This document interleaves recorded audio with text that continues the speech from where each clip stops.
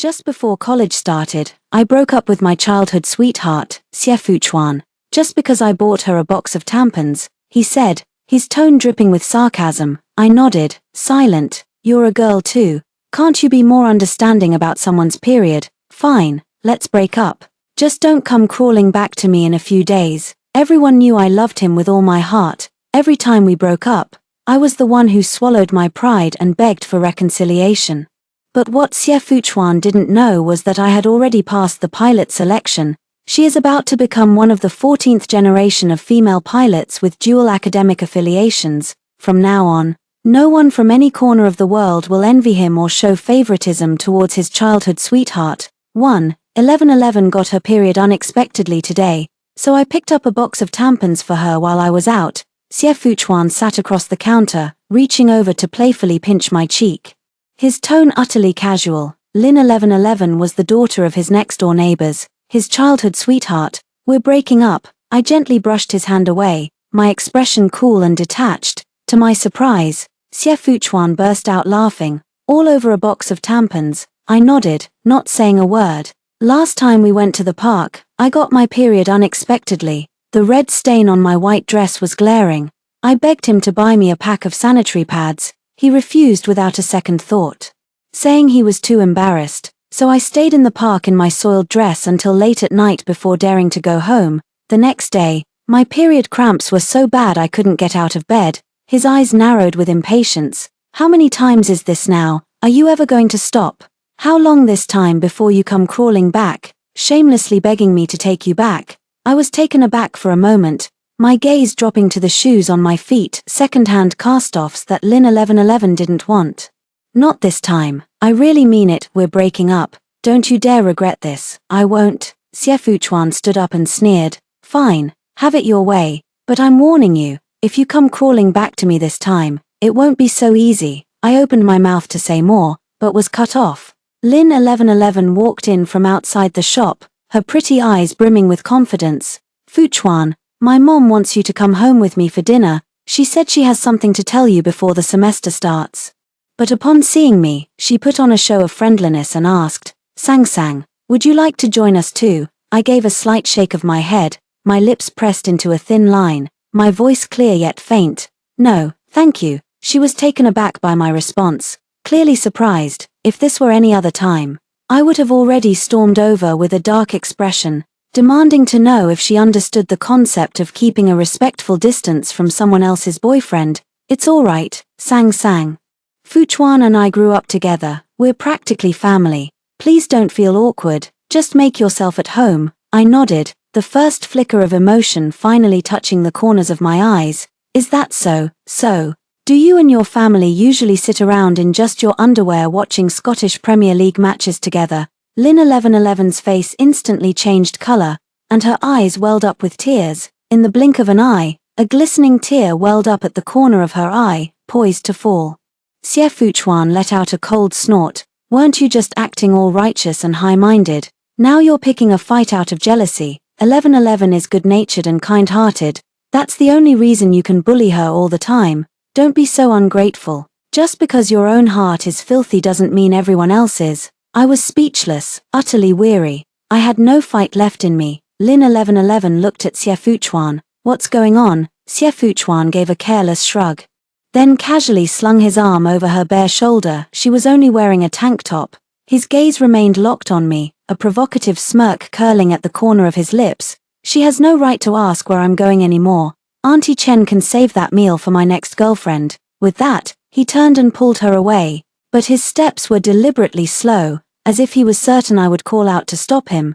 1111 glanced back, peeking at me over Xie Chuan's shoulder. Breaking up again. What's the reason this time? Don't tell me it's over a box of tampons. You guessed it, that's exactly why. With his childish mindset, he treats a relationship like some silly game, threatening to break up at the drop of a hat. It's so annoying. That's just way too dramatic. The sound of their discussion finally faded into the distance. I remained completely still, not moving a muscle. All he heard in the end was Xie Chuan's faint, almost imperceptible chuckle. I'll bet you anything that within 3 days, she'll come crawling back to me in tears, begging. This time, I'm going to teach her a proper lesson and knock some of that willfulness out of her. Chapter 2. After work, I opened my social media feed.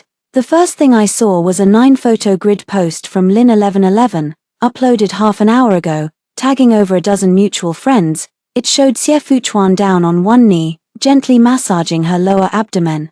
There were shots from every angle, in various poses, and even a close-up, high-definition photo of a tampon. The caption reads, "Childhood sweethearts are like this. No matter who else comes into your life, the most important thing is always each other." The replies from mutual friends just kept piling up below. Fuchuan still dotes on 1111 the most. Of course. I was in a panic because my period started unexpectedly, and then Fuchuan just appeared out of nowhere. Isn't that just like him?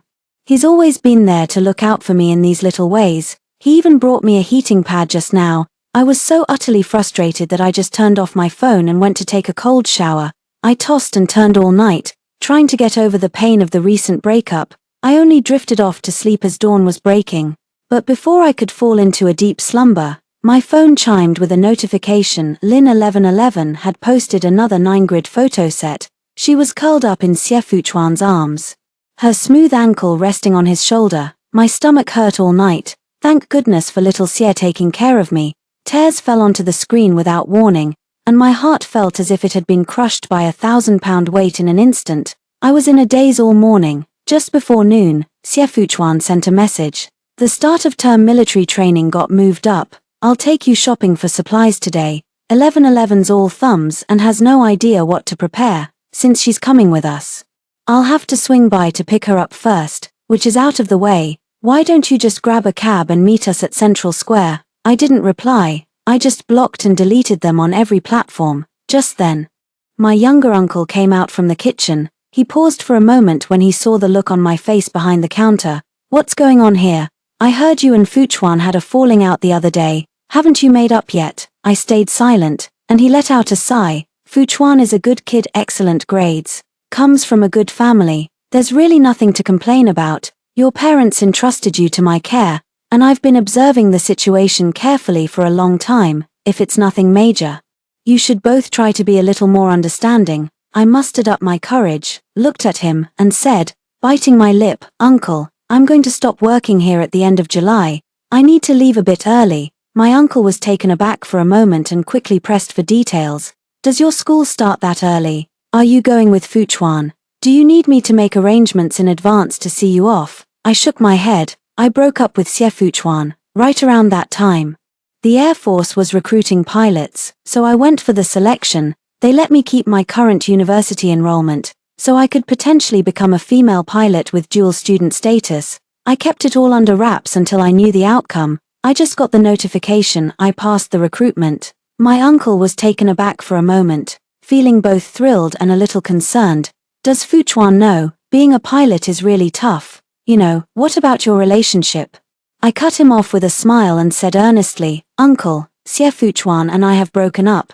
Just as he was about to ask more, a sharp ringtone cut him off. My cousin's urgent voice came through the phone, brimming with excitement. Sang, get to the Extreme Sports Club now. We've booked the place and just need one more person to make the minimum. It's the perfect way to unwind before school starts. I looked up at my uncle. He gave an affectionate nod, his expression already one of acceptance. Go on, have a good time. Forget all your troubles. Chapter 3. The Extreme Sports Club has 2 venues, and both were booked out for private events today. When I arrived, I saw from a distance that Xie Fuchuan, holding Lin1111's hand, was walking into the other venue surrounded by a crowd.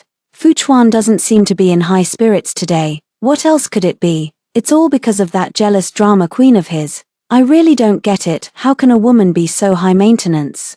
Does she think she's forever 17? Xie Fuchuan raised his eyebrows helplessly, his tone flat and devoid of emotion. What can I do? I've spoiled her rotten. When she throws a tantrum, she doesn't know when to stop, it just goes on and on. Lin1111 let out a mocking snort and raised her voice to address the others. Come on, everyone, take a guess. What's she making a fuss about this time? A prize for whoever gets it right. Everyone shook their heads in defeat, begging to know the truth. How could we possibly guess? The reason is different every time she makes a scene. It's just too hard to figure out. Lin 1111 curled her lips into a smug smile and said, slowly enunciating each word, all because Xie Fuchuan bought me a pack of tampons. Isn't that just hilarious? Ha ha ha, holy crap. That's insane. Only Fuchuan could put up with that kind of drama. I'd be totally grossed out. I averted my gaze and turned to walk the other way. My cousin was already waiting at the door. She pulled me inside to change, and the moment I entered the changing room, I saw Lin 1111 was already there. She turned and saw me, her movements freezing for a second. Sang, you're here too. I thought you broke up with Fuchuan. It's only been a few days, and you're already chasing him here to stage a chance encounter. Lin 1111's tone was sharp and dripping with sarcasm. My cousin couldn't take it anymore and stepped in front of me. What are you even talking about? We're just here to have fun, minding our own business. What does Xie Fuchuan have to do with anything? I've had enough of you for a long time, always hanging around someone else's boyfriend. You're such a scheming little flirt. Lin 1111's face darkened, her brows knitting together tightly. Fuchuan and I grew up together since we were kids. If we're talking about who's closer, she, Lu Sang, is the one who came later. My cousin was about to say something more, but I grabbed her arm to stop her. Just ignore her, everyone's still waiting for us. Let's hurry up and go out. With that, I took her hand and started to leave, but just as we stepped out of the changing room, Lin 1111, unwilling to let it go, chased after us and planted herself directly in my path. Don't you walk away, Lu Sang. Let's just lay all our cards on the table. You've pulled this playing hard to get trick more than once, always using me as a shield. At the end of the day, it's just your own pettiness, lashing out like a rabid dog. Hearing that, the temper I had just managed to suppress flared right back up. You have no sense of boundaries, and somehow that's my fault. I'm not obligated to correct your lack of upbringing, but don't come around here fishing for attention. Xie Fuchuan and I are done. I don't want to hear another word about you too. Lin 1111 wouldn't let it go. She grabbed at me and pulled, and to my horror, she snapped the bracelet my mother gave me. She froze. I'm sorry, I didn't mean to. My cousin, seeing red, shoved her away. A simple sorry isn't enough. Do you have any idea that this bracelet was a birthday gift to Sang from her mother? You broke it just like that. You have to make up for it. Lin 1111 gritted her teeth, her face deathly pale. I've already apologized. What more do you want from me? Don't push me too far. I picked up the bracelet from the floor and snapped irritably. How can you be so self-righteous after breaking someone else's property? Yet, Lin 1111 didn't feel she was in the wrong at all. Her face was a picture of aggrieved indignation, as if she were the one who had been wronged. Just then, Xie Fuchuan, having heard the commotion, came over with a few others in tow. What's going on here? What's all the noise about? Chapter 4. My cousin immediately stepped forward. She grabbed Sang for no reason at all and even broke the bracelet Sang's mother gave her. Lin 1111, who had been acting all high and mighty just moments before, immediately put on a pitiful, wronged expression the moment she saw Xie Fuchuan. I didn't do it on purpose. I already apologized to her, but she's still picking a fight. Someone had heard enough. Come on, Lu Sang. We're all friends here. Let it go already. Is such a small thing really worth all this? My cousin let out an exasperated laugh. A small thing. That was the only birthday gift Sang's mother ever gave her. Do you really think it's no big deal? Xie Fuchuan ignored everyone else, walked up to me, and said in a coaxing tone, can't you wear the bracelet anymore? A cold, wry smile tugged at the corner of my lips. What, are you only satisfied if the bracelet my mother gave me is completely ruined and I lose it for good? Xie Fuchuan looked at me as if I were a child, reaching out to pinch my cheek. I dodged, but he didn't seem annoyed. All right. Since it's not completely broken, we can just get it fixed. At worst, I'll buy you a new one. Stop making a fuss. Don't take your anger at me out on 1111. You're still acting like a kid. So you're saying there are no consequences for doing wrong? I'm the victim here. Yet holding someone accountable makes me the unreasonable one. Xie Fuchuan's expression darkened. Lin 1111 stepped forward and, without a hint of hesitation, looped her arm through his. Forget it, Fuchuan. I'll just take the loss. I'll use my own university living expenses to pay her back. I can survive on pickles and porridge. A surge of blind rage shot to my head.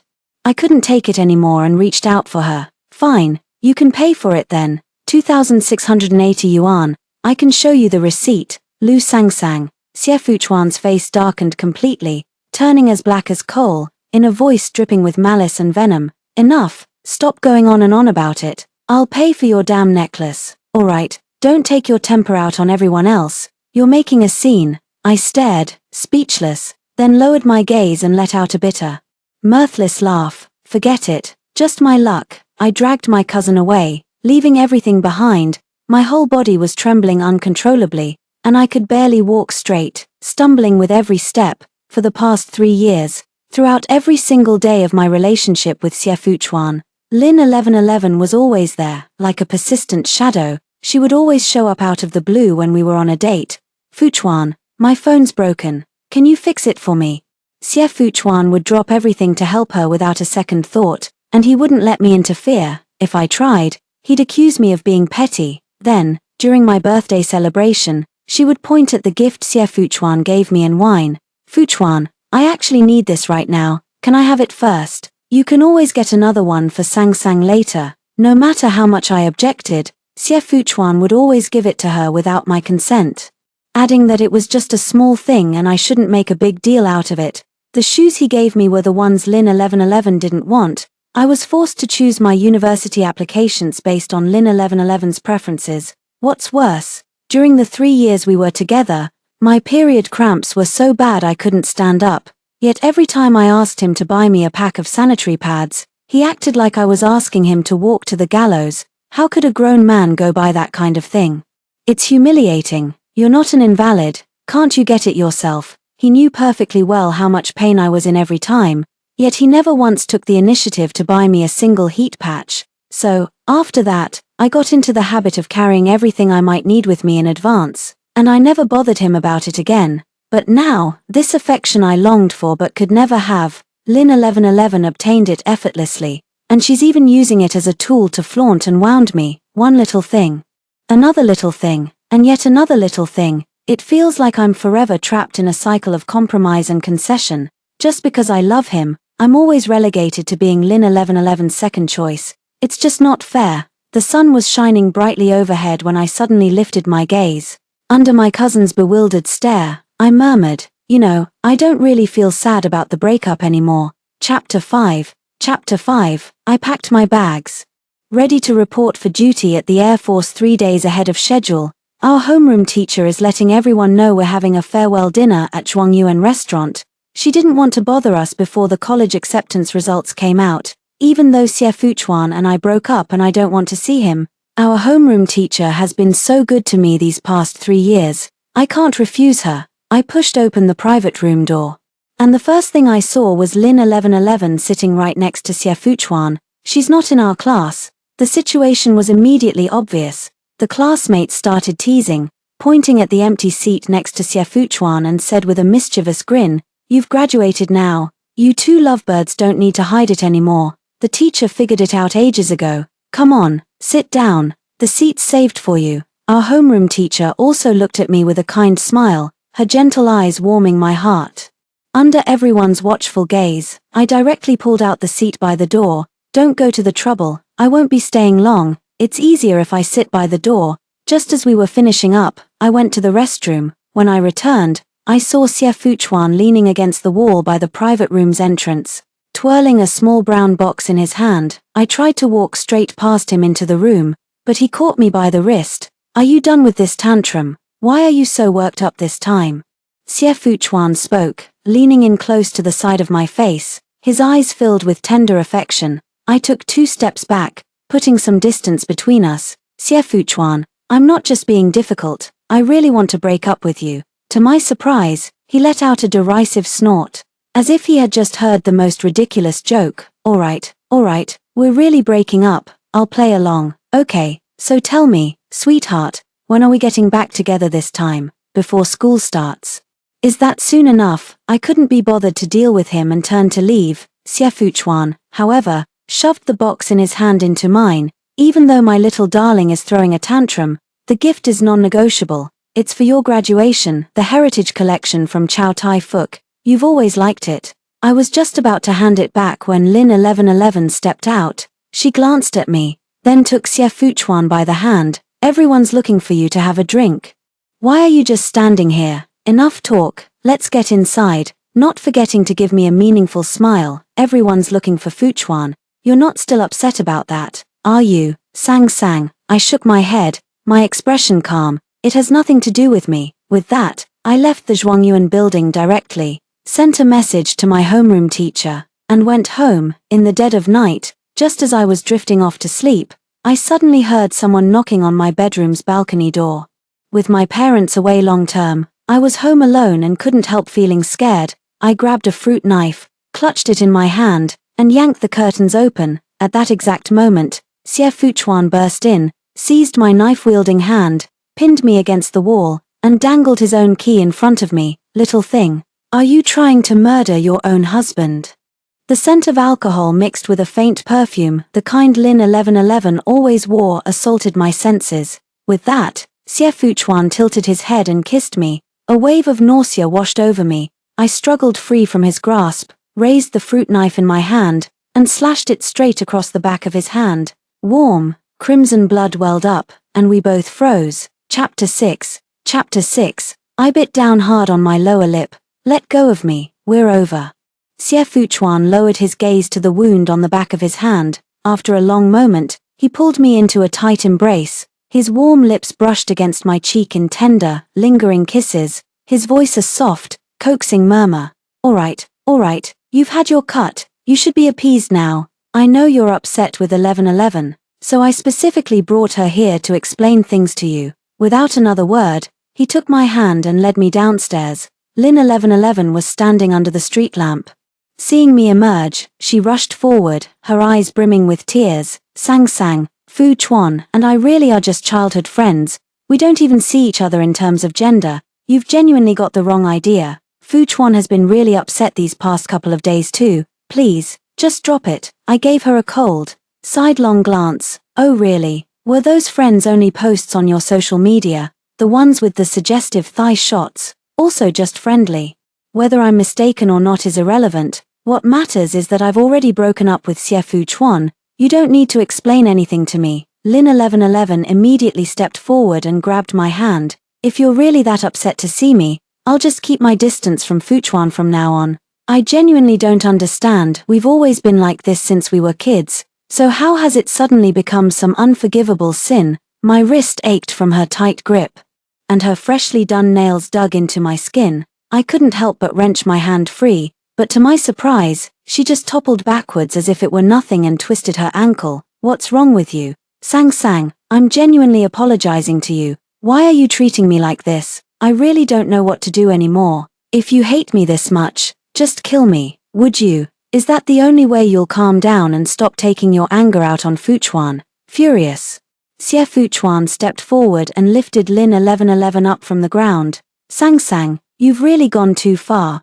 I already swallowed my pride and came back to make up with you. 1111 was so worried about our fight that she insisted on coming to apologize to you herself. But she hasn't done anything wrong at all, and you, not only are you ungrateful, but you hurt her like this. You're absolutely despicable. You will apologize to 1111 right now, or you'll leave me no choice. I let out a bitter laugh, tears falling in heavy drops, my heart aching with a sharp, piercing pain. I will never apologize to her. And are you deaf, Xie Fuchuan? We are broken up. Xie Fuchuan frowned. Are you serious? I raised my hand to wipe away my tears, straightened my back, took out that necklace, and shoved it back into his hand. Take this back. Since we've broken up, I won't keep anything from you. I've never had any reason to joke about this. You're the one who's been deliberately ignoring what I've been saying. He let out a cold snort and grabbed Lin 1111's hand. Fine, don't come crying to me when you regret it, and when school starts, don't come looking for me with that pitiful look. Once we're at university, if you see me on campus, you'd better walk the other way. I turned and walked away without looking back. Don't worry, I definitely won't. The day before I left, I went to the mall to pick up some daily necessities. When I got home, I was surprised to see Xie Fuchuan standing downstairs, holding a few bags of my favorite pastries. Alright, sweetheart, don't be mad. I had a bit too much to drink that day and my attitude was poor. I bought your favorite pastries. Let's talk this out properly. I let out a cold laugh. What is there to talk about? I have nothing left to say to you. Xie Fuchuan's expression darkened slightly. Do you have to speak like that? Even if you're in a mood, there should be a limit. Don't push your luck. I felt utterly drained and couldn't be bothered to bring up breaking up again. If you think I'm just being difficult, then go home and wait. When I'm done with this, I'll come find you myself. He sighed, a look of helplessness in his eyes. Sang, you're not a child anymore. Stop acting like one. It's exhausting, always having to deal with your temper. I didn't say a word, stared at him with utter indifference. Suddenly, Xie Fuchuan's phone rang. Shattering the tranquil air. Fuchuan, I'm home alone and I'm scared. I think I heard something outside. Please come over and keep me company. Okay, I'm terrified. Lin 1111's frightened voice came through, laced with a coquettish, spoiled tone. Xie Fuchuan was instantly thrown into a panic. Okay, I'm on my way. Wait for me at home. I don't know why, but looking at him like that, I suddenly felt a strong urge to gamble one more time. I wanted to prove whether my love was just an absurd, beautiful illusion, fragile and flawed from the very beginning. Xie Fuchuan, can't you skip being with her? Just stay with me this once. Xie Fuchuan furrowed his brow and looked at me with a troubled expression. I'm sorry, Sang. 1111 has been timid since she was little. If I don't go, there really could be a big problem. Be good and don't make a fuss. Okay, I'll come spend time with you tomorrow instead. Here we go again. I already knew the outcome. Yet I still couldn't bring myself to give up. It suddenly came back to me last summer. I was struck with appendicitis. The pain was absolutely excruciating. My uncle happened to be out of town on a buying trip, so there was no one at home. Summoning the last of my strength, I managed to call Xie Fuchuan, hoping he could take me to the hospital, but the voice that came through was Lin 1111's. Sorry, Sang, I twisted my ankle. Fuchuan is here taking care of me. My voice was so hoarse it was barely more than a rasp, and I growled, put Xie Fuchuan on the phone. To my surprise, the first words out of Xie Fuchuan's mouth when he answered were an angry accusation. Give it a rest, Lu Sang. I'm just here to look after 1111. What's gotten into you? Faking an illness to cause a scene. Your tactics are so transparent. With that, he hung up without a second thought, refusing to answer no matter how many times I called back. That day, the pain eventually made me pass out. It was my cousin who found me and took me to the hospital. My thoughts returned to the present. I looked at Xie Fuchuan before me and gave a casual wave of my hand. Got it, you'd better hurry. But in my heart was the sentence left unspoken. We no longer had a tomorrow. Chapter 7. I was already on the high-speed train when Xie Fuchuan called me. The signal was patchy and unclear, but I could still hear the complaint in his tone. What's going on, Lu Sang? I went to see you today, and your uncle said you left early to check out the city near your university. Why are you going so soon? Didn't we agree to go together before the military training starts? I didn't waste any more words. I just said, we've already broken up, and hung up the phone. Starting the very next day, Xie Fuchuan seemed to do it on purpose, every single day. Through various friends, he made sure I heard about all the things he was doing with Lin 1111. The two of them acted just like a couple. They even attended a Valentine's party together and won the award for most in-sync couple. That Chow Tai Fook necklace was brazenly worn around Lin 1111's neck. She posted a 9-square grid of photos on her social media, flaunting it for all to see. The two of them were inseparable every day. Xie Fuchuan would help Lin 1111 pick out new lingerie, and she would buy him snug-fitting underwear, bluntly telling every friend they knew about it. Xie Fuchuan simply couldn't live without me. Everyone started egging them on, clamoring for them to get together. Xie Fuchuan was being coy and hesitant. Stop it, if my little jealous one finds out, they'll get upset again. Lin 1111 also chided him playfully, lowering her eyes shyly. Exactly, Fuchuan and I are just friends. If Lu Sang misunderstands again, she'll start throwing punches. It's strange, but looking at these things now, I feel no pain at all. Calmly, I removed my old SM card and inserted the new one I had just gotten before leaving, sharing the number only with a few close people. The training was grueling, which completely pushed all thoughts of the past out of my mind. A full month after the regular university semester had begun, I suddenly received a call from Xie Fuchuan's mother. Sang, has Fuchuan come to see you?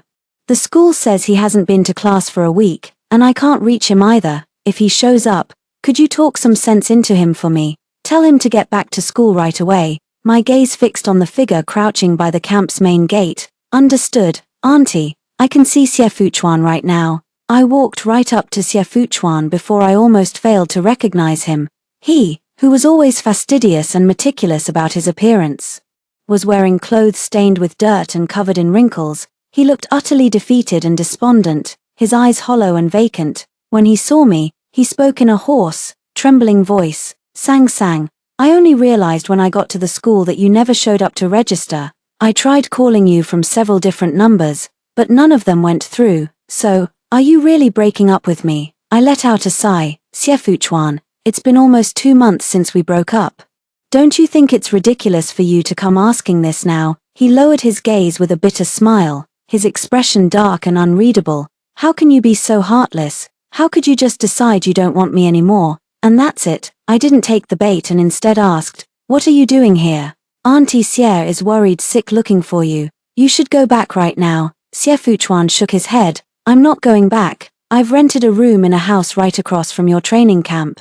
Wherever you are, I'll be there. We're never separating again. My eyes widened in shock. Have you lost your mind? Xie, do you have any idea what you're saying? I know exactly what I'm saying. He shot to his feet, lunging forward to seize my hand in a vice-like grip, his bloodshot eyes blazing with madness. I must have lost my mind. The moment I found out you didn't show up for university enrollment and instead secured a second student status by becoming a pilot trainee.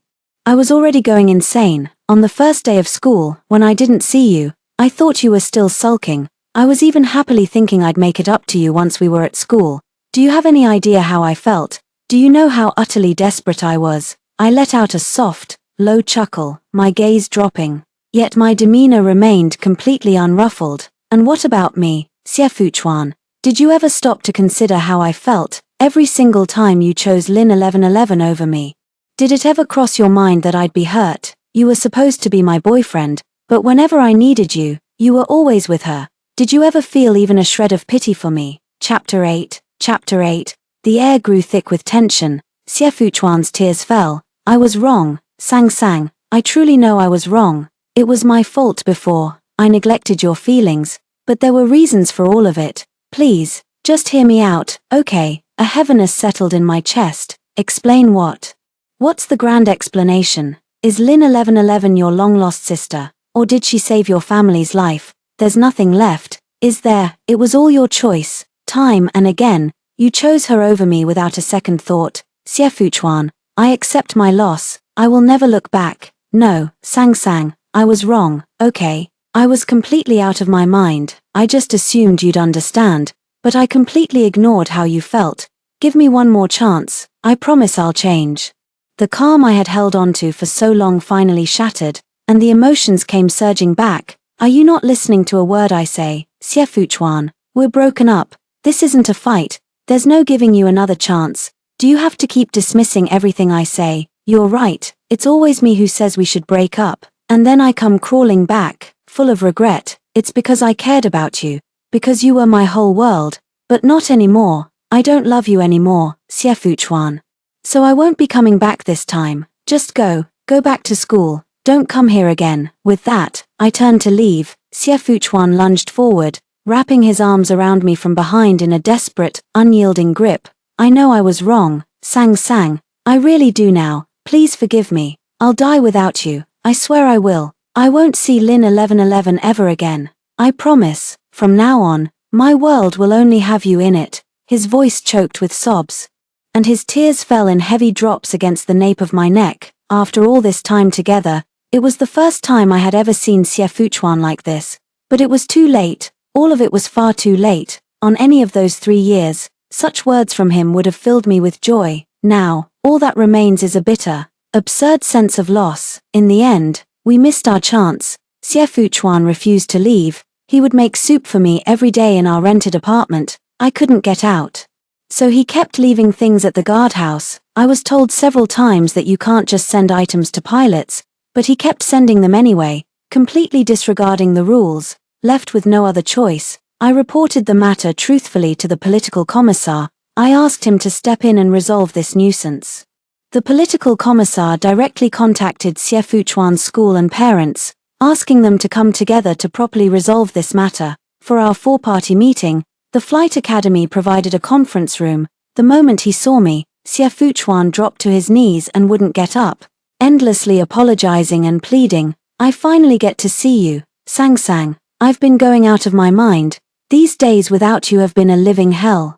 I shoved him away forcefully and moved to stand behind the political commissar, Xie Fuchuan. I'm telling you this once and for all. We are over. Do not contact me again, or I will file a formal complaint against you under the PLA's legal code. You know how serious the consequences will be. He jerked his head up, staring at me in disbelief. Sang Sang, are you really this heartless? Won't you give me another chance? I shook my head and reached for the conference room door, pulling it open.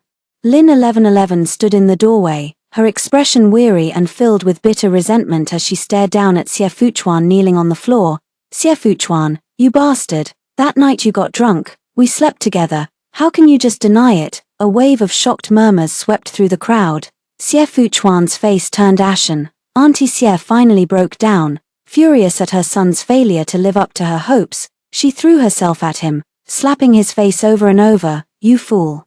How am I supposed to show my face in public after this? Yet Xie Fuchuan didn't flinch or dodge, he just stared fixedly at me, his eyes filled with agonizing despair. Sang Sang, I'm sorry, but I truly can't give up on you. I really do love you. I walked up to him and grabbed the hysterical Aunt Xie. Your love is too cheap. I can't accept it. What's more, you're already disrupting the daily operations of the military unit. I had to beg for ages to get you this one chance. If you don't leave now, you'll end up behind bars for real. Xie Fuchuan slumped to the ground in despair, oblivious to the surrounding sounds of crying, cursing, and complaints. He just kept mumbling the same phrase over and over.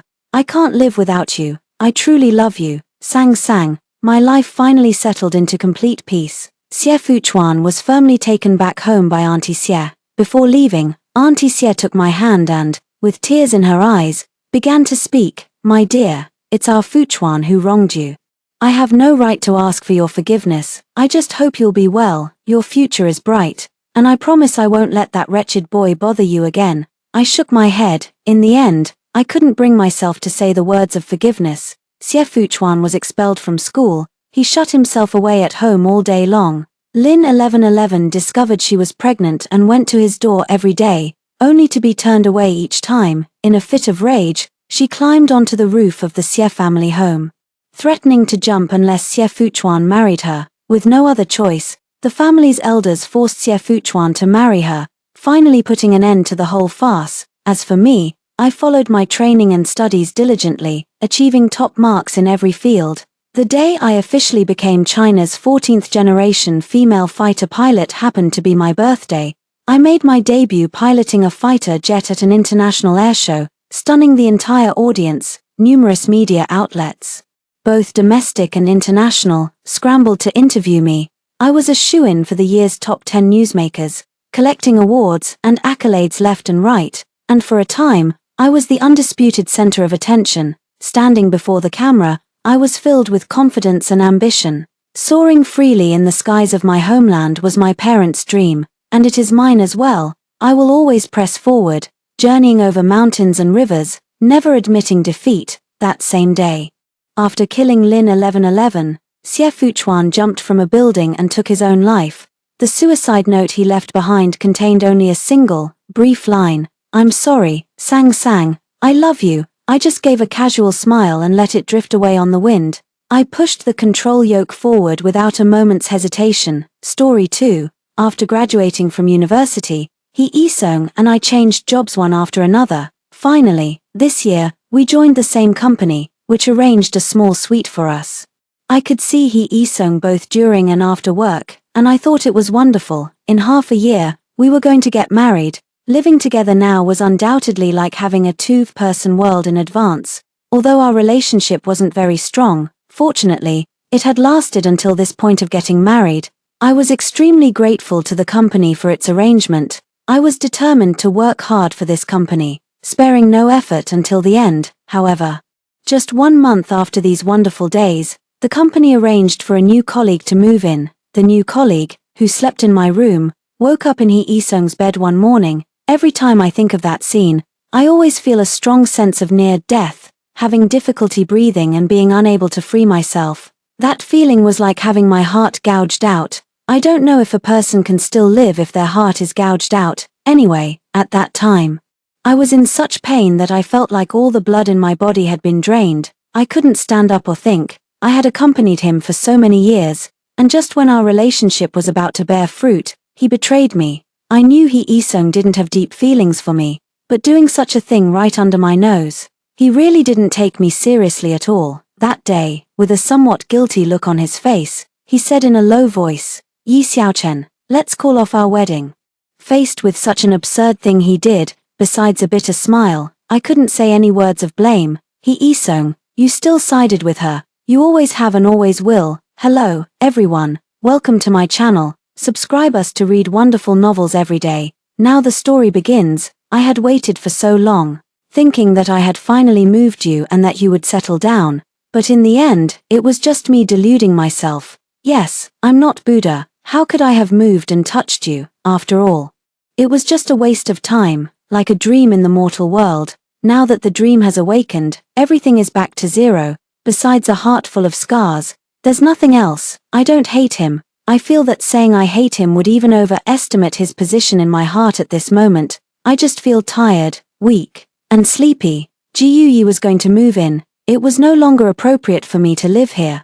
I don't know if Hee-sung felt guilty or didn't want me to disturb their two-person world.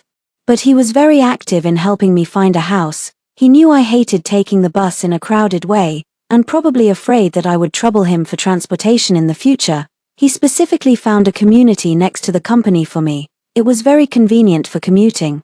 He even paid half a year's rent for me at once. During the move, he was extremely diligent. He moved all my things here in one morning, even bringing me a small pack of tissues. I really don't know whether to say he's responsible or heartless. After years of companionship, he cast me aside as easily as throwing away trash. Without any mercy, I stood on the balcony, looking coldly through the window at his considerate behavior of arranging my things. I suddenly felt that Hee-sung wasn't as good as I thought. It's not that I'm trying to slander him just because I can't have him, but when I look at him, my heart doesn't pound with joy anymore. In the polishing of time, in the face of the cruel truth, at some unknown moment, I've become indifferent. Hi, new neighbor. You're Yi Xiaochen, right? I'm Han Fangsong. I live next door to you. A boy came from the stairs, carrying a shopping bag, with a sunny and natural smile. I didn't respond to him. I'm not interested in making friends right now, and I have no motivation for love. He probably felt a bit abrupt and said, I just went to renew my rent and saw your name. It's very nice. He took out a bottle of Coke from the shopping bag and handed it to me. I live right next door to you. Actually, I graduated from the same university as you. I didn't take the Coke. He then said to himself that girls might prefer juice, so he handed me a bottle of juice instead. He's a very enthusiastic person. I numbly took the juice and said thank you. He smiled, showing two cute canine teeth. We're neighbors. There's no need to be so polite. If you need any help since you just moved in today, just let me know. At this time, Hee-sung came out of the room and said, Xiaochen, I've arranged all your things. Han Fangsong was a bit stunned, then smiled calmly. So your boyfriend is here too? He's not my boyfriend, he's just a part-time worker, I said. Looking at Hee-sung, word by word, a trace of anger flashed in Hee-sung's eyes, but he quickly suppressed it and put on a decent smile. Yi Xiaochen, there are many excellent men in this world, you'll find the right one soon. His eyes glanced at Han Fangsong, indicating that this boy was a good choice. My heart grew colder and colder. Hee-sung not only had no feelings for me, but he also didn't care about me at all. In order to get rid of me as soon as possible and draw a clear line with me, he casually tried to match me with someone I had just met for 5 minutes. So, he was so cold-hearted. Holding the juice in my hand, I smiled and said, what classmate he said is right.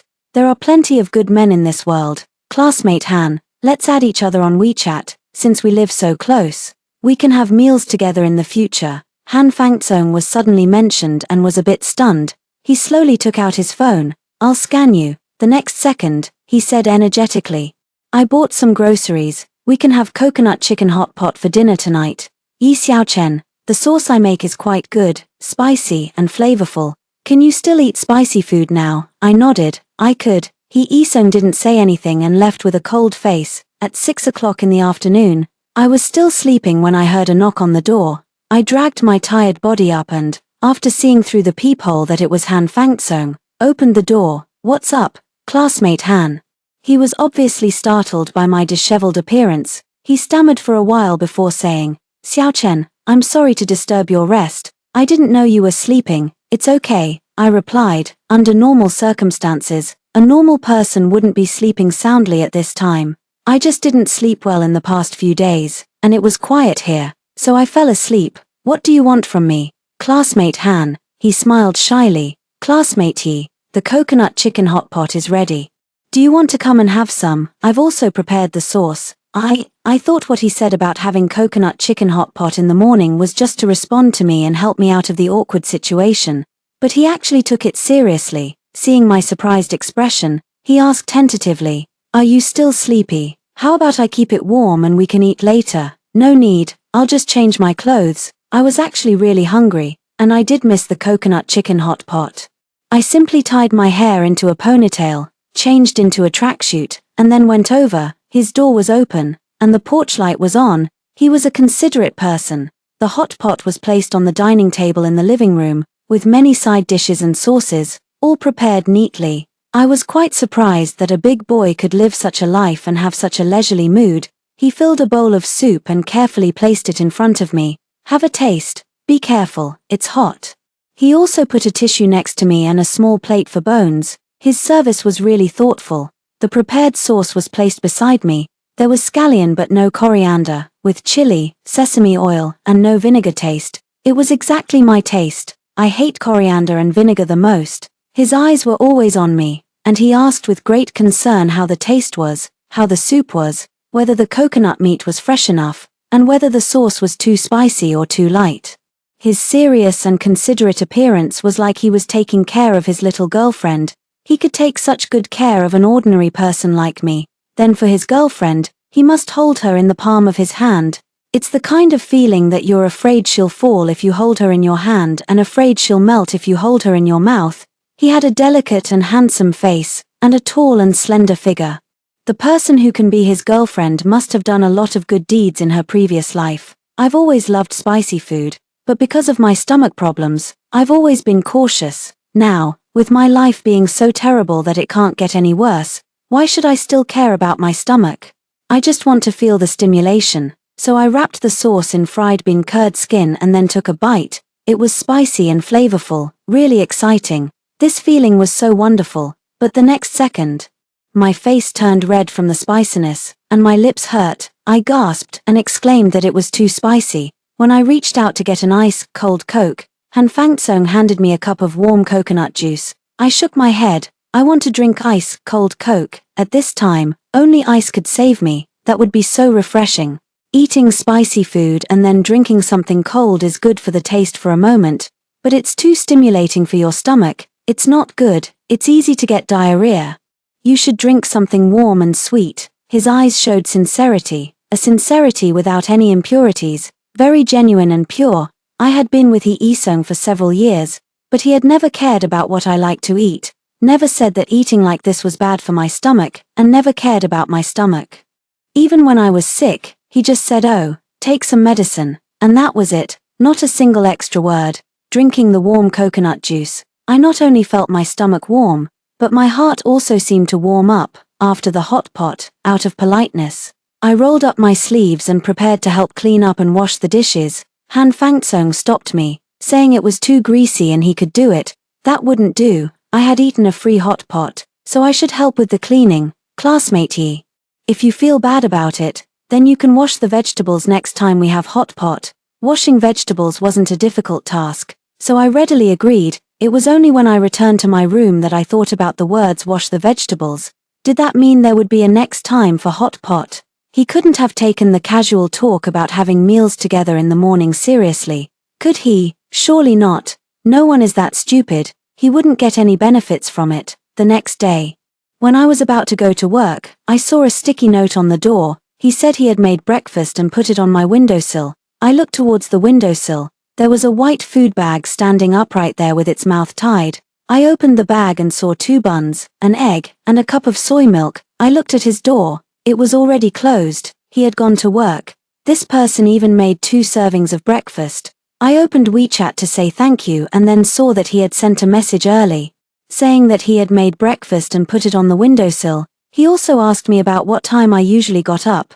If the breakfast on the windowsill got cold, he would put the breakfast in the pot to keep it warm in the future and give me the key to his place so that I could get the breakfast myself. Was this person so attentive, taking care of an ordinary person like me as if I were a good friend? A long-lost sense of care came over me, making me feel that there was a little bit of beauty in this terribly bad life. The buns tasted really good. They were in the style of Kangcheng City, my favorite flavor, eggplant and pork buns. Are you crazy because of a broken heart? My colleague thought there was something wrong with me when she saw me smiling while eating a bun. She knew about my relationship with Hee Isung and also knew about Hee Isung and Ji Yu Yi. At first, it was she who reminded me to be careful of Ji Yu Yi. Crazy, no. This is a loving breakfast, I said, feeling happy and blurting it out. My colleague Xiao Lele immediately came closer and asked, "Who's chasing you? You have good luck with the opposite sex. I advised you yesterday to find someone to date quickly and let Hee Isung see that there are other men in the world." Just kidding. It's from my neighbor next door, a guy, right? Xiao Lele giggled. Your new boyfriend is pretty good. In the following week, Han Fangsong prepared breakfast for me every day. I transferred money to him each time, but he didn't accept it. I was busy with a new project, so I put this matter aside for the time being, thinking that I would treat him to a hot pot to pay him back later.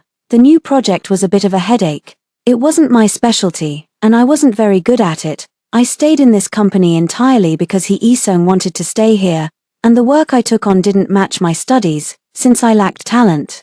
I had to make up for it with hard work, so I had to work overtime. Before I knew it, it was 10 o'clock, the hunger had passed, and I started to have a stomachache. Out of the corner of my eye, I saw that my phone's flash was constantly on, indicating unread messages. I opened it and saw that Han Fangsong had sent me a lot of messages and also made phone calls. He said that my room was dark and I wasn't back yet, and he was worried because no one answered the phone. The latest message said that he had brought a boxed meal and was at the entrance of my company. I quickly walked to the window. Sure enough, I saw Han Fangsong standing under the streetlight, wrapped in a down jacket. The wind outside was quite strong, making his hair a bit messy. I quickly ran downstairs and said guiltily, "I didn't look at my phone, I set it to silent mode, so I didn't know you were here." After breaking up with Hee Isung, I had set the alarm mode to silent. "It's okay.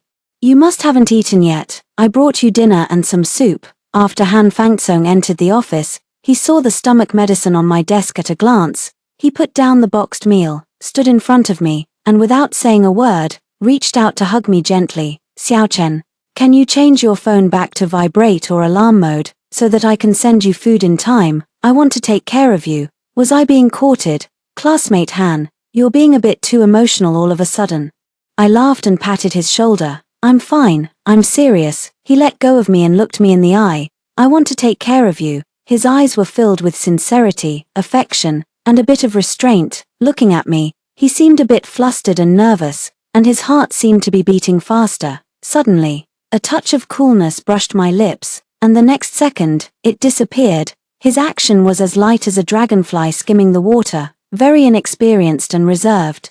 I couldn't help but suspect that this was his first time kissing a girl. He looked a bit flustered and his lips moved several times, but he couldn't say a word. He was really a pure-hearted big boy. I couldn't help but laugh, being amused by his sincere and silly manner. At this age, there was still such a simple, kind, and lovely person. "You smiled. Does that mean you agree?" The frown on his face relaxed, his eyes brightened, and a faint smile played on his lips.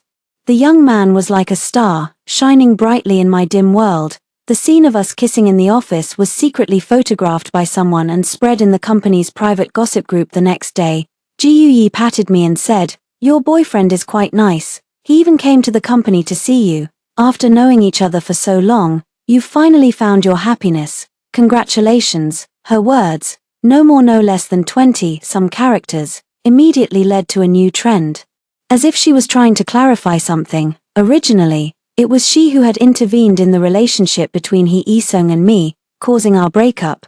Now, it seemed as if I had betrayed Hee Isung long ago, and she, as she claimed, got together with Hee Isung only after we had broken up. Otherwise, why would Hee Isung and I sleep in separate rooms? Everyone in the gossip group was having a great time chatting without much restraint. With her words, many people began to sympathize with her, saying that she had been wrongly blamed for over a month, and then they started to criticize me. I didn't want to pay attention to it at first, but when I thought that Han Fangsong would be misunderstood by colleagues whenever he showed up at the company entrance in the future, and we would seem like a couple that couldn't be seen in the light, I felt really annoyed. I couldn't let Han Fangsong suffer grievances with me. He was so good and innocent, and he didn't deserve to be smeared with unfounded rumors, so I directly mentioned Ji Yi in the group and replied that my new boyfriend was my new neighbor, and we got to know each other on November 1st. Yesterday was our first day of dating. I posted a screenshot of the time when Han Fangsong and I added each other as friends and the chat page of our first conversation. The chat page showed that at 12:37 on November 1st, you have added a friend and can start chatting. Then came Han Fangsong's very formal self-introduction. Hello, classmate Yi Xiaochen. I'm Han Fangsong, living next door to you. Nice to meet you. As neighbors, please take care of me. And then I replied, classmate Han, same to you. Colleagues knew when Hee Isung, Ji Yi, and I joined the company, when we moved into the company rented house, and when I moved out. All these were recorded because they were related to the housing subsidy. Ji Yi probably didn't expect that I would stand up and speak out, and even show evidence to expose her, so she immediately withdrew the message she had just sent, claiming that she wasn't the third party. Then she fell silent. Suddenly, the situation reversed, and colleagues in the group started to side with me. 10 minutes later, Ji Yi left the group chat. Ji Yi has a strong temper, like a spoiled young lady. Since I had embarrassed her like this, she would surely come to me to cause trouble in person. I sat at my desk, waiting for her. But unexpectedly, it wasn't Ji Yi who came, but Hee Isung. Hee Isung stood beside me, his face relatively calm, and said, Xiaochen, let's go out and talk for a while. Could it be that Ji Yi had cried and made a scene to him? Was he here to stand up for his girlfriend? It didn't seem like Ji Yi's style. Ji Yi preferred to handle things herself.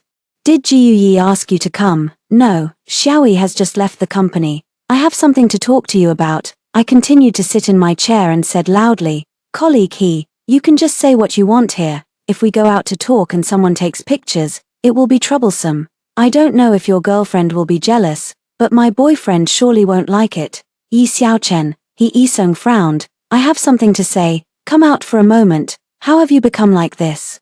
Hee Isung is a person who cares a lot about his face. He always appears as a helpful and gentle-mannered person in public. So, no matter how angry he is in public, he won't speak harshly or blame others.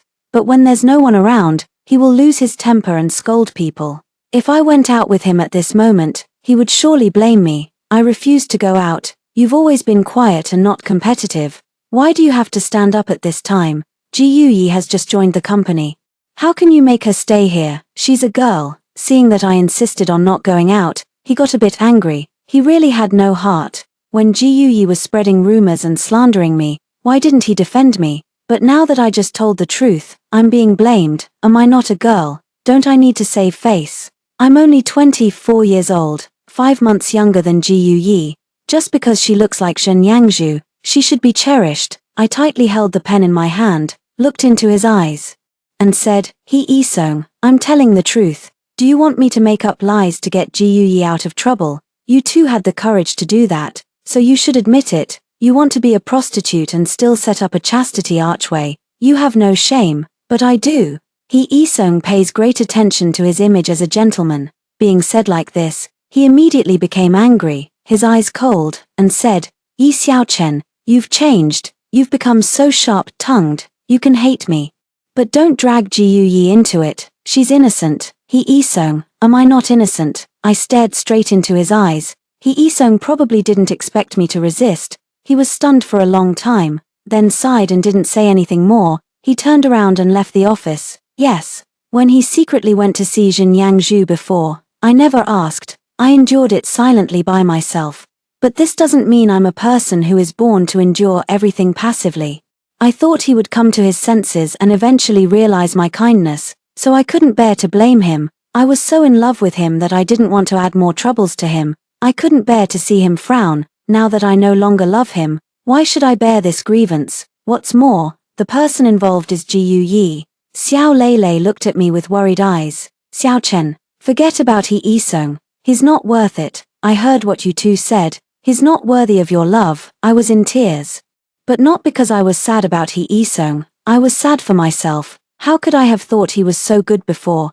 I must have been blind. I don't know if Han Fangsong heard some rumors, but he became very cautious. Even when cooking, he moved very gently, for fear of making me unhappy. It will snow in a few days. Let's buy an electric blanket and a hand warmer. We can use them alternately. I nodded. Okay, you can decide. Do you like the light blue one? He showed me the picture.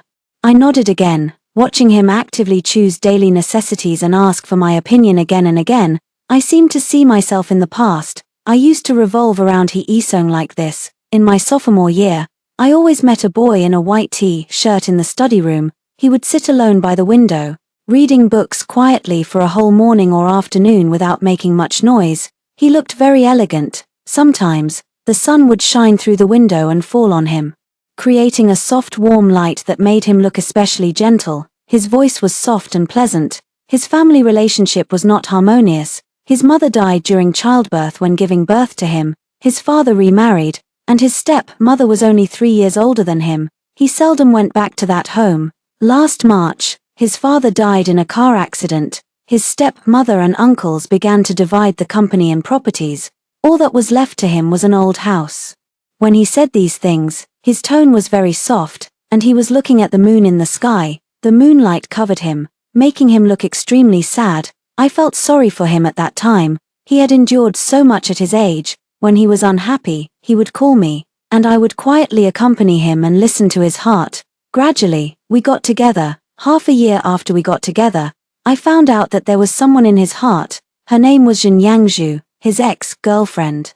The beauty of the English department. The beauty was a rich second generation, dressed fashionably. He was full of passion and sincerity for her, but she was cold to He Isong, who had a simple and fresh style. They broke up 10 days after they got together. It was said that the beauty had a model boyfriend on the day of the breakup.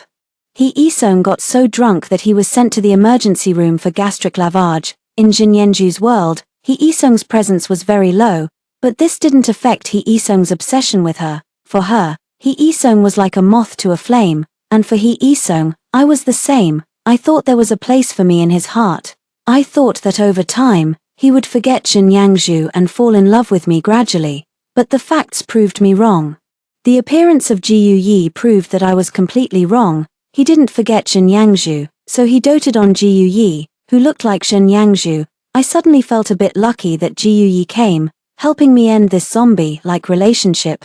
I finally didn't have to struggle in this kind of relationship anymore, no longer having to look forward, compromise, and forgive myself at the same time. Seeing Han Fangsong, I realized how wrong my previous behavior of looking forward, compromising, and forgiving myself was. Maybe life can be like that, but love shouldn't be. What I had with He Isong wasn't love. He didn't love me. Looking at Han Fangsong, who was busy around, my heart felt at ease and quiet. I also didn't get depressed easily. Unconsciously, when I thought of He Isong, I no longer felt sad. I was healed by Han Fangsong. He was so nice and honest. If I had met him in my youth, I would surely have a sunny and bright smile. A person nourished by love has bright eyes.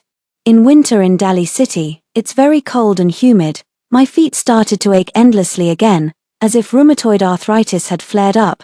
The pain was so severe that I couldn't even walk, so I had to apply to work from home. Han Fangsong would come back every time after class and be busy in his room and mine. I noticed that Han Fangsong had lost weight in these 2 months. His cheeks became a bit thinner, and he looked even more handsome. I joked that maybe we should live in the same house, so that he could walk a few steps less. His eyes brightened. Really? Then you can terminate your lease and move in with me. My house is bigger. Well, forget it. A look of disappointment appeared on his face, but he still smiled and said, then let's go to the hospital tomorrow. You're so young, and this leg problem must be cured. We went to the hospital. Besides getting some painkillers, there was no other treatment. The X-ray showed no problem. The doctor said they couldn't diagnose rheumatoid arthritis and couldn't find the cause, they could only deal with the pain temporarily. Han Fangzong hugged me and said, "Let's go back to your hometown, Kangcheng. The weather there is like spring all year round, neither cold nor humid, it's good for your feet." I thought he was joking. But one day I saw him browsing houses and schools in Kangcheng. I had never thought that someone would be willing to change jobs and move to a new place to settle down for me. He already had a house in Dali. "Why are you so good to me?" He smiled, his eyes curving. "You're my girlfriend. Who else should I be good to? Why me?" I could tell that Han Fangzong's family background was probably good. He also had a stable and suitable teaching job. He was gentle and handsome, and there were many girls who liked him. Several times when he went to get milk tea during the movie, girls would shyly ask for his WeChat, and I was just a person who had lost her love and whose work was a mess. "Why not you?" He held my face and left a saliva mark on my forehead. "You're also very dazzling. You won the first prize in the calligraphy competition in 6th grade. You spoke confidently on stage in junior high school. You always got almost full marks in biology. Your back was extremely eye-catching when you played badminton in PE class, and your laughter was clear. You're so excellent that I didn't dare to approach you easily." Was he talking about me? Was I like that before? In the past few years when I was chasing after He Isong, I had forgotten what kind of person I was. I only knew that at the beginning with He Isong, I was happy. When waiting, I would get angry at first, and then I would compromise. I gradually lost myself. I didn't know what I was like before, or I had forgotten. I had long been lost. "You've known me for a long time." Then about me and He Isong, I suddenly pushed him away, looking a bit flustered. He must have known about the entanglement between me and He Isong. I was a complete mess. Would he dislike me, hate me, blame me, think that I had deceived him? In his eyes, I might be a person who used him to forget my ex-boyfriend, even if I explained that it wasn't the case. He might not listen to me, right, Xiao Chen? He put his arms around me. "I know everything about your past, I know," he said, pressing his forehead against mine. "I saw you excitedly going to buy movie tickets, and then sitting alone in the cinema with 2 tickets. It was a beautiful love movie. But you cried for 2 hours. I saw you taking 2 take-out meals to the lounge. Soon after, you came out with 2 take-out meals and gave one to the security aunt in the lounge. You and the aunt sat in the small security room and ate the take-out together. The take-out wasn't even spicy, but your voice became so hoarse that you couldn't speak. He kissed me extremely gently, as if I were a rare treasure. Let's be together. Well, all those things are in the past. I love you, Yi Xiao Chen. I love you in your dazzling youth, your lost past. And now, I love you. From the first time I saw you until now, I was so choked up that I couldn't speak. I typed a line on my phone. "Let me think about it. If we can reach the point of getting married, we'll go back to Kangcheng to settle down together. Or go anywhere you like, as long as you're willing." A month later, the continuous rainy and gloomy weather disappeared, and I could walk normally again. When I returned to the company, I found that Ji Yi was using my original desk, and my things had been moved to Xiao Leilei's place. The director explained that He Isong had successfully completed a project. As his girlfriend, it was reasonable to give her a better working position to show appreciation for his efforts. Moreover, he said he didn't expect my leg to recover so quickly. He had no intention of asking Ji Yi to move back, and just comforted me to work at Leilei's place for the time being, promising that he would definitely arrange an office for me later. The project I was working on hadn't been finalized yet. If I left now, all my efforts would be in vain, so I decided to finish it and then resign from this company. He Isong became the deputy director, and Ji Yi benefited from it as well. Her laughter could often be heard in the pantry. She no longer targeted me. Sometimes when Han Fangzong and I met her on the road, she would lower her head and walk away quickly. I thought she might feel a bit guilty towards me. One day, she was crying hysterically in the office. My colleagues were looking at me with strange eyes. As if I were a heartbreaker, I was drinking the loving milk prepared by Han Fangzong and really had no idea what was going on. Ji Yi suddenly rushed towards me, looking as if she wanted to tear me apart. If it weren't for the male colleagues holding her back, I might have been torn to pieces. Ji Yi cried and said, "Yi Xiaochen, you heartless woman, you usually seem so uncompetitive, but behind the scenes, you do such despicable things. You have no shame." Is it so comfortable to be in a man's bed? Do you deserve Han Fangsong? He treats you so well. Yi Xiaochen, I really misjudged you. I never thought you were so scheming. You're the one with no morals. You're not even human. You don't deserve Han Fangsong. Taking advantage of his love for you. You've gone too far. Aren't you afraid of retribution? I had fallen asleep at Han Fangsong's place because I watched a movie late yesterday, and he had to sleep on the sofa. Could she even take a picture of this? I admit it was a bit much to make Han Fangsong sleep on the sofa, but saying I'm heartless, immoral, and will face retribution is going too far, isn't it? But what does this have to do with her? Why is she so angry? It's not like I slept in her boyfriend's bed. Her boyfriend, He Isong. I suddenly realized something. Jin Yangzhu had come back. The only person who could make He Isong lose control and do something out of line was Jin Yangzhu. I smiled and said, Ji Yi, you've got the wrong person. You should ask who Jin Yangzhu is. After all this time, hasn't He Isong ever mentioned Jin Yangzhu to you? Looking at her panicked appearance, it seemed she really didn't know about Jin Yangzhu. Ji Yi looked a lot like Jin Yangzhu. They both had cute round faces with baby fat, double eyelids, big eyes, and soft, coquettish voices. I noticed this the first time I saw Ji Yi. Ji Yi didn't believe me and thought I was trying to stir up trouble. She went to He Isong to question him if he was fooling around with Jin Yangzhu. As expected, He Isong flew into a rage, and his shout of "Get out" could be heard throughout the floor. Ji Yi often uses vulgar language. Jin Yangzhu is his white moonlight, so He Isong naturally won't allow anyone to speak ill of her, not even Ji Yi, who looks so similar to her. No matter how similar or beloved a substitute is, in the face of the real person, the substitute is worthless. The affairs of the world and emotions are so cruel, people's hearts are so partial. Actually, He Isong doesn't seem to be as heartless as I thought. He just gave all his feelings to Jin Yangzhu. Ji Yi went to the school where Jin Yangzhu had just started working and made a scene, causing Jin Yangzhu to lose face. Jin Yangzhu's husband came to the company and beat He Isong up. Although this was a personal matter, it made a huge commotion. The whole Dali city was abuzz with the news. And many reporters came to dig for details. Han Fangsong, probably worried that it would affect me, asked me to work from home, and he also took a leave of absence to record online courses at home.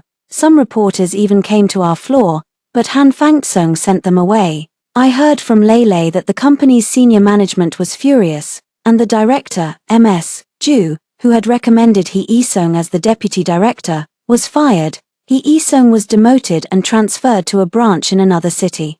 Ji Yi remained in the company, and her position remained unchanged. The leaders were still quite polite to her. I was appointed as the deputy director, taking over He Isong's job. It felt like I got a windfall. These things happened so suddenly and inexplicably. Why did their affairs blow up like a celebrity scandal, topping the local hot search list? And these punishments were also rather strange. I always felt that there was something I didn't know. I told Han Fangsong about this, and he didn't seem surprised. Instead, he said we should go have a barbecue to celebrate my promotion. Xiao Chen, don't think too much. Anyway, we're both doing well now, right? But, Fangsong, I've become the deputy director, and I'm worried that I might be demoted and transferred to another city tomorrow. After all, I couldn't completely disassociate myself from their complicated love triangle relationship. Xiao Chen, that won't happen.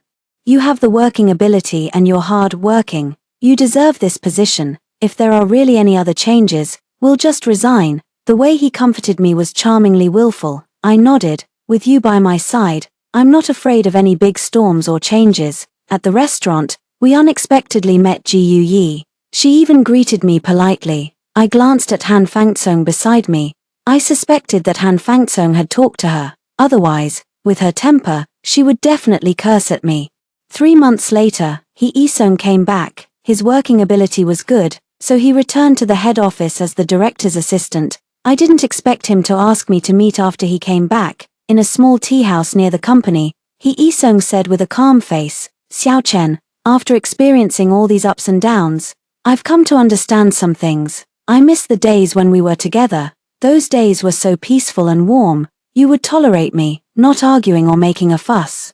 Just quietly accompanying me. Even if I made you angry, I could coax you back with just a few words. I didn't know what he meant by these words, but I was very calm at the moment. not touched or happy at all. I gave him the money for the rent and said with a calm face, Gu Yi really cares about you, cherish her. Finish what you've started. What about you? What do you feel about me? Can we go back to the way we were? When he said this, his eyes were red, and his voice was soft.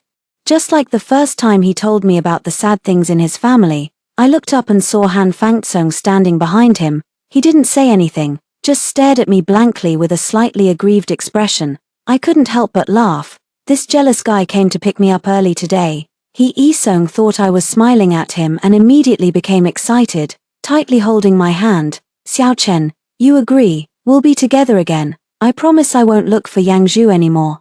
I pried his hand away and sighed. Isong, we're just colleagues and alumni. What you do in the future has nothing to do with me. Xiao Chen, my boyfriend is here. Please let go. I don't want him to misunderstand. I ran over with a smile and hugged Han Fangsong, feeling as happy as if I had embraced the whole world. He Isong, thank you for making me meet Han Fangsong. I like all kinds of pastries, such as chestnut cakes, osmanthus cakes, and durian cakes, small pieces, glutinous, melting in the mouth, leaving a fragrant aftertaste. Han Fangsong said these things can make you thirsty, they're too sweet and can cause tooth decay, but every time we go to the supermarket, he always finds the pastry section before me and picks up one of each flavor. Han Fangsong. If I get fat one day, you're definitely the culprit. He smiled faintly. Xiao Chen, if I forbid you to eat, can you give them up? Of course, if you give the order, I'll definitely obey. I listen to you the most, I'll do whatever you say. I tried to tease him, his face turned red, and he coughed softly. Eating them in moderation is okay. Anyway, I'll keep an eye on you. Han Fangsong, what if I really get fat, or become ugly, or my temper gets worse? That won't happen. But if you do get fat, it's not a bad thing. If you don't like it, I'll run with you. If your personality changes, as long as it's you, I think it's fine. If you change back to the way you were before, I'll definitely support you. Han Fangsong, you're so nice. You're the most beautiful surprise in my world. I plan to get a marriage license with Han Fangsong. I think he's the most precious thing I have now, and I can't miss him. On the weekend, we took a set of wedding photos. I want to make our relationship public. On Han Fangsong's birthday, I picked a few photos I especially liked and shared them on my WeChat Moments. Half an hour after I posted on Moments, He Isong suddenly pushed open the door of the meeting room. I was explaining the plan of a project to my team colleagues at that moment. He Isong's expression was strange, and he just stood there at the door, not intending to leave. My colleagues knew about my past with He Isong, so they tactfully left the room. He Isong is usually calm and measured in public. I was very surprised that he burst in like this, so I stood up and asked, "What's the matter? Are you really going to get a marriage license with Han Fangsong? How long have you known each other?" I said it wasn't short, it was almost a year. Yi Xiao Chen, do you know that Han Fangsong is a rich second generation? How serious can they be about relationships? Do you know Han Fangsong's identity? He's the second son of the Han Mai Aizhuang group. The son of Han Meimiao, the cosmetics tycoon. Zhen Yangzhu is his full-blooded sister, and Ji Yi is his half-sister from the same mother. I knew Han Fangsong was a rich second generation, but I didn't expect him to be from such an affluent family, and I had no idea about the relationships between Zhen Yangzhu, Ji Yi, and him. He Isong held my shoulders and said, "Xiao Chen, leave Han Fangsong, you two aren't suitable, their family relationships are complicated, and you'll suffer. Let's go back to Kang Cheng." "Okay." He Isong gently hugged me. "You and Han Fangsong aren't a good match. Even if he treats you well now, will he still protect you in the face of family interests?" I sneered. He Isong, I don't know if this rich second generation will always protect me, but you, who weren't a rich second generation back then, didn't protect me either. He Isong's face turned deathly pale, and he lowered his head. "You won't forgive me, I've already let it go." "There's no need for forgiveness, Xiao Chen." He suddenly grabbed my hands tightly. "Xiao Chen, you can be angry with me all you want, but leave him. You two really aren't suitable. In the face of family interests, he will definitely abandon you." I pushed his hands away. He Isong, you were the one who said he was an excellent man back then. I was. Yi Xiao Chen, I just thought you two were just dating. I never expected you to want to get married. He Isong, I've always wanted to get married. He knew best why I came to Dali City in the first place. He Isong gave a bitter smile and said in a low voice, "I'm sorry, Yi Xiaochen. Before getting off work, I received a notice from the manager, asking me to attend a meeting on behalf of the Deputy General Manager. The flight was at 8 p.m. I was in a hurry, so I didn't go home and went straight to the airport. The meeting was very important. And the manager urged me to memorize the documents even if I had to stay up all night, so I had to put aside the matter of Han Fangsong and stay up to read and remember the contents of the documents. After the meeting, I was so tired that I couldn't hold on any longer and fell asleep immediately. When I woke up, I saw Han Fangsong sitting by the bed. I didn't know when he came. I didn't know how he found out my hotel room number and got in, but he looked extremely haggard. He stammered and said, "He Isong must have told you everything. I didn't mean to hide it from you. I wanted to find a chance to tell you, but I was afraid you'd leave. Whether it's my sister or my half-sister, they've both hurt you. I was afraid you'd hate me. But I'm really sincere to you. The family matters, actually aren't that complicated. The three of us don't live together, and we don't usually have much contact, and my mom is very open-minded. She won't interfere in my affairs. I make my own decisions. Will you still be willing to get a marriage license with me?" His voice got lower and lower, and I could barely hear him, looking at his heavy eye bags. I was really angry. "We'll talk about it tomorrow. Yi Xiaochen, will you leave with He Isong?" he asked sullenly, not looking up at me but tightly holding my hand. I patted his hand. "I won't. I already knew what I should pursue and try." "Really?" He looked at me with red-rimmed eyes. "Hiding my family background was my fault. Xiaochen, I'll never hide anything from you again. Let's not break up." I looked at Han Fangsong carefully. His face, with sword-shaped eyebrows, under which were a pair of gentle eyes, a straight nose, made his already good-looking face even more delicate. Because of his nervousness and worry, his thin lips were tightly pressed together. This person who had accompanied me for almost a year was still so nervous about my slightest mood change.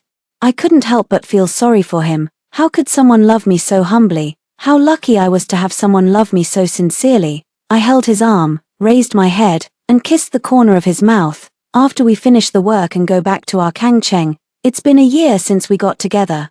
And he's still jealous of He Isong. This little jealous guy really minds He Isong. But he never asks me about it. He was stunned for a moment, stared at me blankly, then reached out and touched the place where I had kissed him, and grinned widely. I turned my head away and poked his arm. "That's enough. Not enough, not enough." He gently turned my head to face him, pressing his forehead against mine. "I love you, Yi Xiaochen, as long as you can see me in your eyes. Even a little bit each day, day after day, month after month, year after year. We'll be happy." He cupped my cheeks, carefully touched the corner of my mouth, and let go the next second. "Is this okay?" He really takes my feelings into account. He follows me in everything, afraid to go against my will, fearing that I'll get angry, leave him, or ignore him. The biggest difference between him and He Isong is that he's very proactive and brave enough to show himself.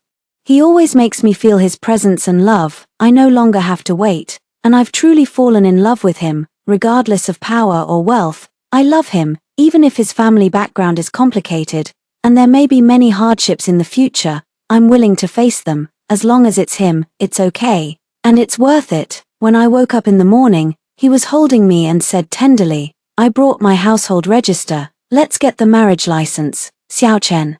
I suspected that he had planned this. "Xiaochen, let's get the license early. Bring your household register too. I've already met your parents, and they approve of me. Let's hold the wedding soon. I can't wait to get that stamp." It was like a bolt from the blue. Without caring about my disheveled clothes, I immediately sat up. "What did you say? When did you meet my parents?" "A year ago," he replied, straightening his back. "So, it wasn't by chance that we became neighbors." He accidentally learned about my situation with He Isong from Jiu Yi, and then he deliberately moved to that community.